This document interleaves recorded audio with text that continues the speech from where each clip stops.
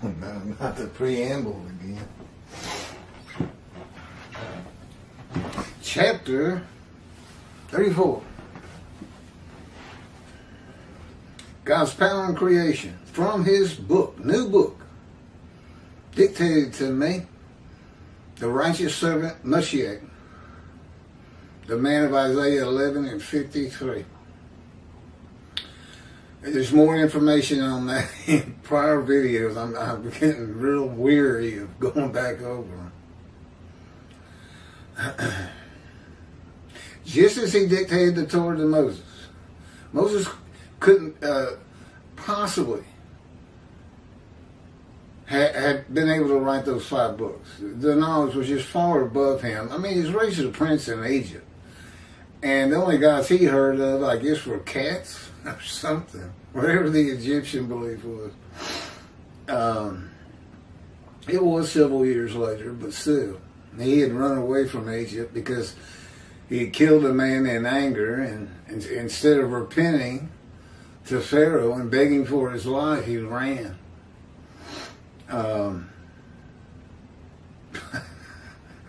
And so we're ready to begin. Oh, and God also, his spirit lit upon, and God is in his spirit, and that's when you can hear him speak. You find that in Ezekiel also. That's how God talks to a man.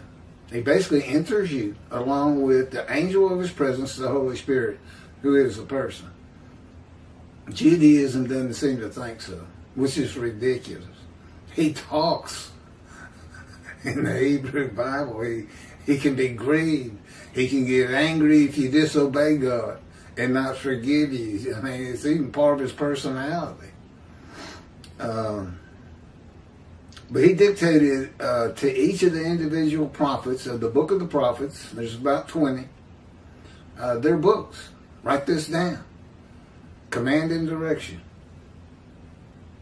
And that can be verified. The way they go together. To know this is the day of the Lord, and it is, you have to kind of put together Isaiah 11 and 53, Jeremiah 31, all of Ezekiel, and Malachi 3, where the day of the Lord is announced. With significant changes. From 7 prophets talked about the day of the Lord. It's supposed to be a day where evil and sin is banished from the earth. And so you're left with nothing but righteous people. Which is where I guess this Messianic era concept began. But really it was just mainly written for the people of antiquity. It's never going to happen. How could that happen? How could that happen? It can't. I don't care, but you can say, well, Armageddon. No. No. But his last words on the subject are, I know many do not heed me and revere my name. In Israel, only 30% of the Jewish people are observant to his laws. And Graham says Moshiach will have all of Israel walking in Torah. And they teach that. And perfect the world, which I guess means world peace. Really? Moshiach's going to bring world peace. Huh. I think I'm going to cause a big disturbance of what I think. If anything, there's going to be a jihad declared against me by the Muslims for saying I'm the last prophet of God. This is not Muhammad. That's a blasphemy to Muhammad followers right there. Yeah, jihad, where it goes out. If you see this man, if I give you a picture, probably kill him. Do I look worthy? God's with me. He'll know if I'm walking into a trap. And maybe that's the way he takes me out. Yeah, he's going to determine when I die. Moses was a person who murdered a man in anger, hid the body, and when discovered, became frightened and ran from his crime. And then became, at the end of his days, a person more humble than any other man at the end of his life. He was chosen above all mankind, achieving a greater knowledge of the Almighty than anyone before. He's been with me 16 years now. I know him well. I don't understand a thing he does. I don't know why he's doing these things to me. I just know what they are. I just know he does it, and I just endure. Yeah, for all intents and purposes, I'm always in pain somewhere.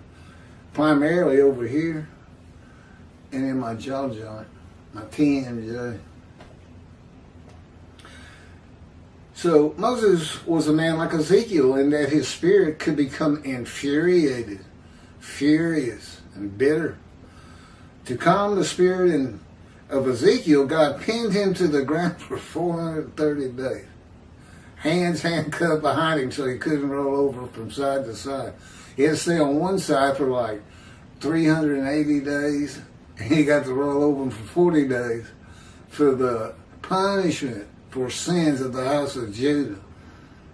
The 380 days, I think that's what it is, was for the house of Israel, the northern kingdom, where they really must have been doing some sin.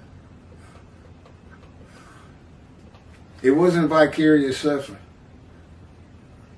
It was supposedly a punishment on this priestly man who had been trying to get the house of Israel and Judah to stop sinning his whole life. And now he's being told he's going to suffer equally with their punishment. Their punishment was defeat and being deported to Babylon, and which would be Iraq and Iran. I don't know if Babylon went that far. Any event, they got deported out of the promised land.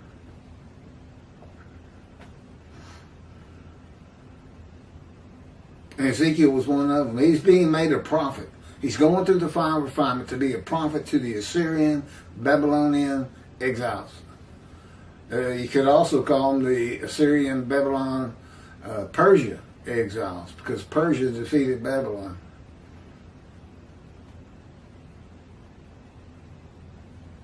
A man does not go from being hot-tempered enough to kill another man to the most humble man on earth by being the leader of hundreds of thousands of men and women. 600,000 men and their families were in the Exodus and known to converse with God. That enlarges the ego of a man, if anything, and is not a humbling experience. To be known by everybody. In some manner not spoken of in the Torah, Moses was put through God's fire of refinement, of punishment and chastisement, just as Ezekiel was, Jonah, Job, to be suitable for his purposes. As all of God's prophets are to one extent or another. Yeah, God's a strong believer in suffering. It's just good for you. It makes you stronger, wiser, humble, have a little humility. It is his way of preparing them for his purposes, from simply writing his words to being leaders of men. God's righteous servant of Isaiah 53, that would be me, is the prophet like Moses, who endures chastisement, punishment, maltreatment, crushing, and bruising by the hand of God, his words and his power, in God's fire of refinement, which I call God's boot camp for prophets, likened to a cadet who goes through boot camp to become a Green Bay Marine or a Navy SEAL. As I understand, that's very, very tough 6 months or so. I'm like, 6 months? I'll take that over being with God.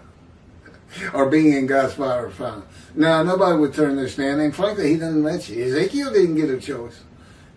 God said, he says, a spirit seized me, and I went in the bitterness and fury of my spirit in the hand of God. And you think being in the hand of God means everything's going smooth for you. But he's bitter and furious. You know why? Because God sees him. The Spirit is the Holy Spirit, the angel of his presence. And God is in him. And now they're both in Ezekiel. And he can hear God's words, as he tells us. He's in the fire of refinement. I've been furious so many times they can't be counted. And bitter. Yeah, I'm bitter right now. I'm so tired of this. Yeah. Okay. It is his way of preparing them for his purposes.